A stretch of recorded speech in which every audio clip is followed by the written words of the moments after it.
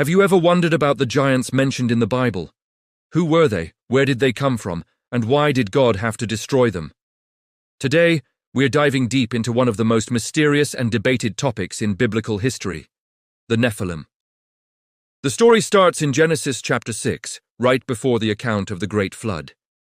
It says, "When man began to multiply on the face of the land, and daughters were born to them, the sons of God saw that the daughters of man were attractive, and they took as their wives any they chose." Now, who are these sons of God? For centuries, scholars have debated this.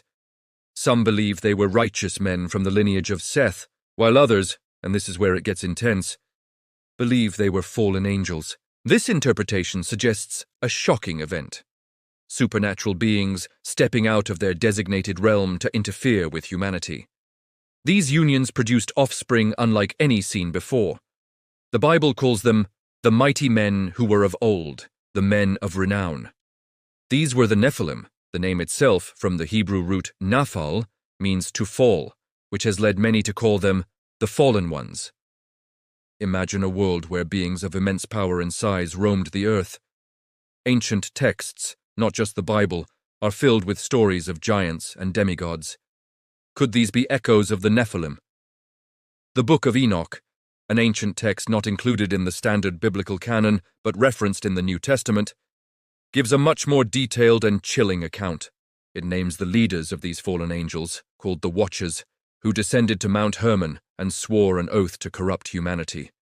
They taught humans forbidden knowledge, sorcery, astrology, and the art of warfare. Their children, the giants, were said to be hundreds of feet tall, with an insatiable appetite. According to Enoch, these giants consumed all the acquisitions of men. When men could no longer sustain them, the giants turned upon them and devoured mankind. They began to sin against birds and beasts and reptiles and fish, and to devour one another's flesh and drink the blood. This paints a picture of absolute chaos and horror. The very fabric of creation was being undone. The earth was filled with violence, not just human violence, but a monstrous, supernatural corruption that tainted the very genetic line of humanity. This is the critical point. Why was this such a grave threat? Think about the promise God made back in the Garden of Eden. After the fall of Adam and Eve, God promised that a savior, the seed of the woman, would come to crush the head of the serpent, Satan. This was the promised Messiah.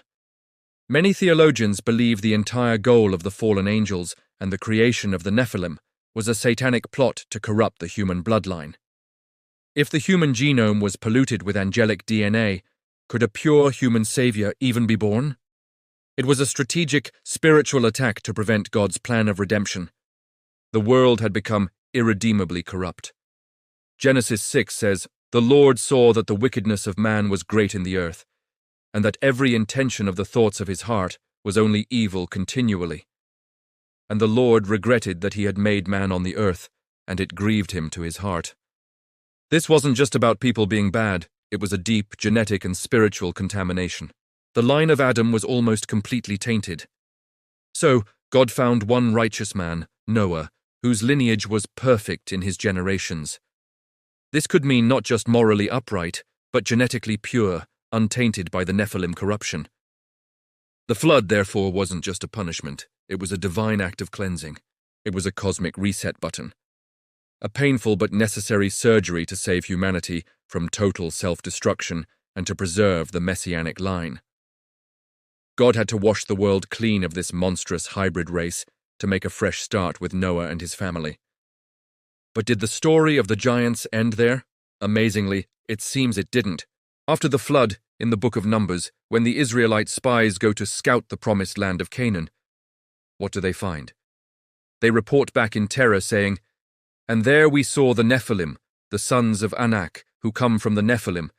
And we seemed to ourselves like grasshoppers, and so we seemed to them. How could this be? The flood was supposed to have destroyed them." There are a few theories. Some suggest that the term Nephilim became a general term for any fearsome, giant-like people. Others propose a second incursion of fallen angels after the flood, though the Bible doesn't explicitly state this. Another possibility is that the genetics, the giant DNA, somehow survived the flood, perhaps through one of Noah's son's wives. We don't know for sure, but we do know that the Israelites had to face these giants again when they entered the Promised Land. We read about the Anakim, the Rephaim, and the Zuzim, all tribes of giants. King Og of Bashan was one of them. His bed was over 13 feet long. And of course, the most famous giant of all, Goliath. He wasn't just a tall guy. The Bible describes him as a champion from Gath, a descendant of the giants.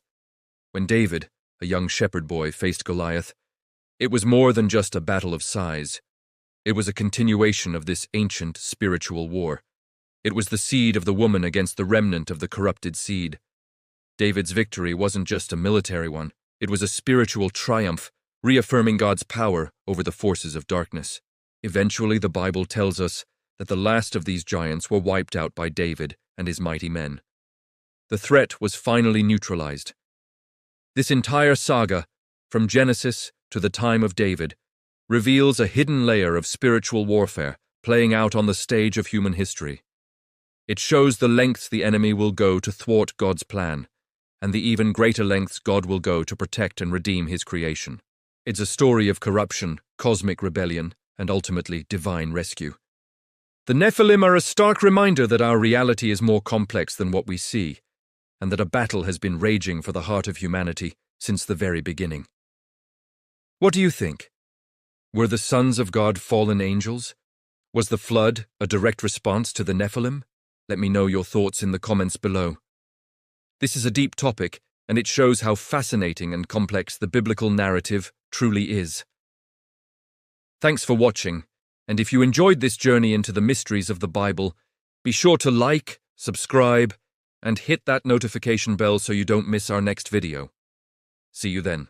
Mas aqui está o que é aterrorizante. Gênesis 6:4 diz que os Nefilins estavam na terra naqueles dias, e também depois do dilúvio. Como? Se todos exceto a família de Noé morreram, como ainda havia Nefilins depois? Isso significa que alguns dos anjos caídos tentaram novamente. Ou a corrupção genética de alguma forma sobreviveu através das esposas dos filhos de Noé, ou de outra maneira que não entendemos completamente. Mas sabemos isto. Quando Israel entrou em Canaã, havia gigantes lá, descendentes dos Nefilins. Números 13:33.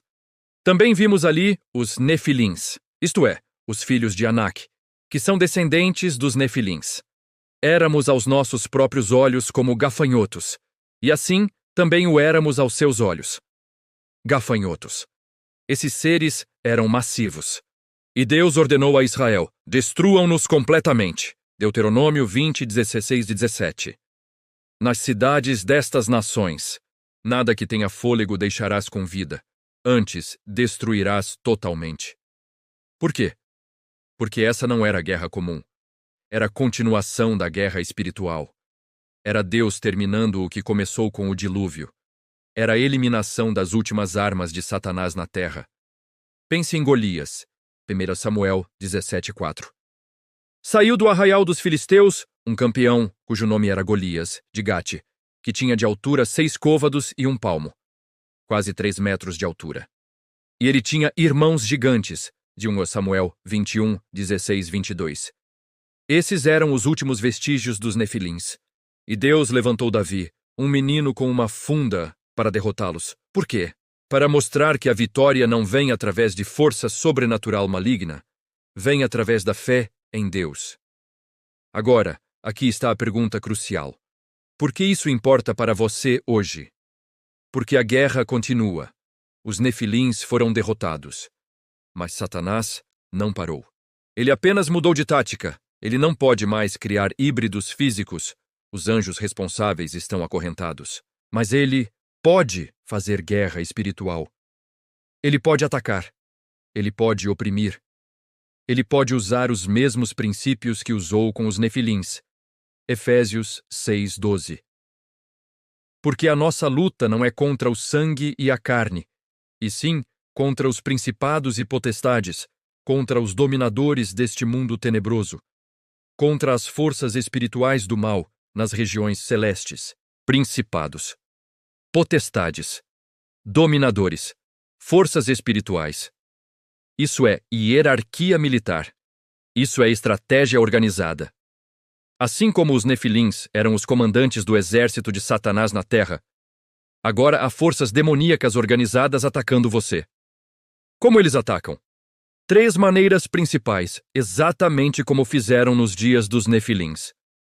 Primeiro, corrupção. Nos dias de Noé, foi corrupção genética. Hoje, é corrupção moral, espiritual, mental.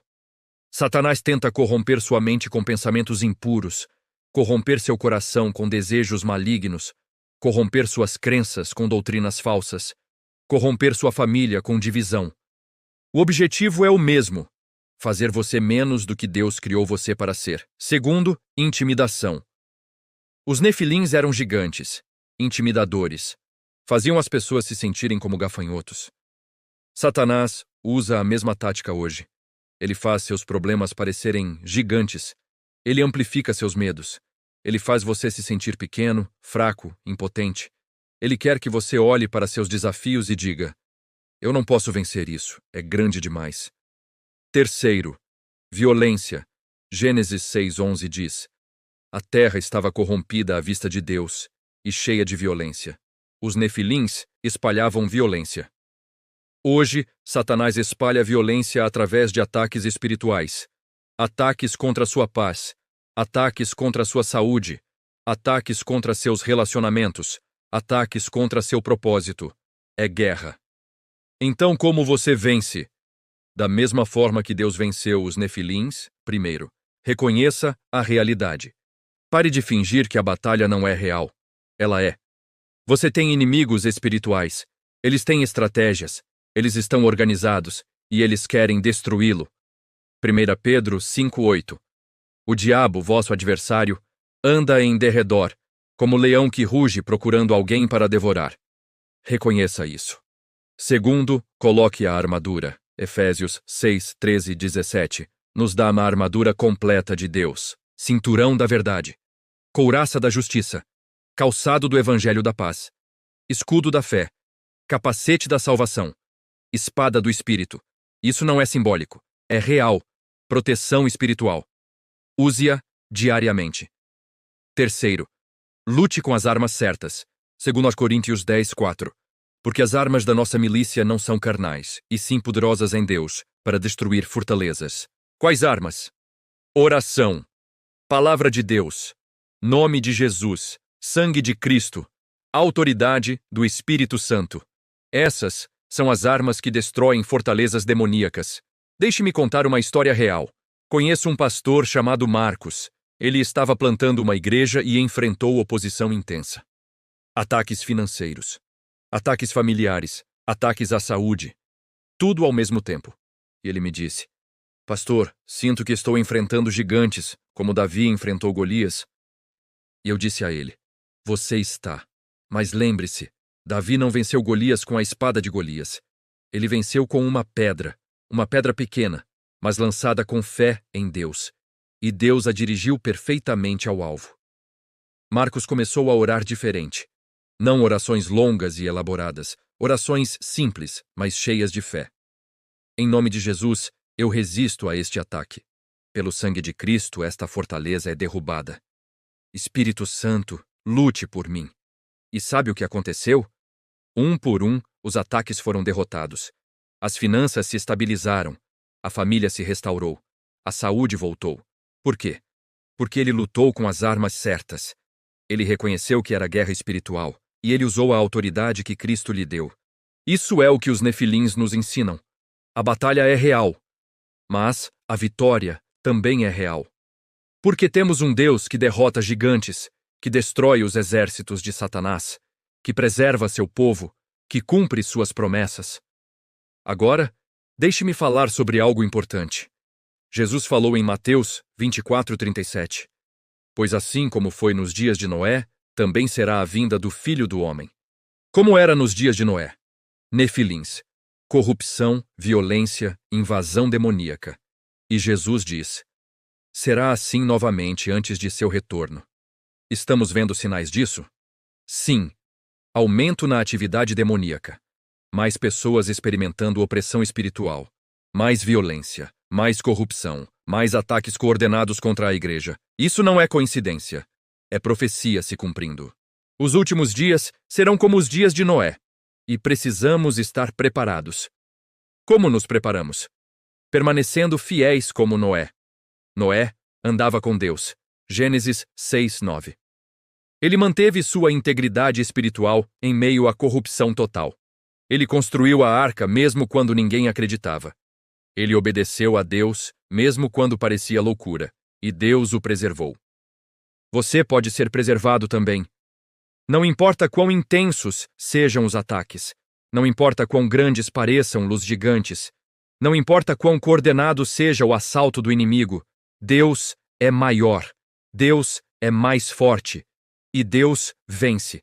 Colossenses 2,15 declara sobre Jesus: E tendo despojado os principados e as potestades, publicamente os expôs ao desprezo, triunfando deles na cruz. Jesus despojou os principados, expôs as potestades, triunfou sobre eles. A guerra já foi vencida. Você está apenas aplicando a vitória. Então, qual é sua resposta hoje? Primeiro, reconheça que você está em guerra. Pare de ser ingênuo. Há forças espirituais trabalhando contra você.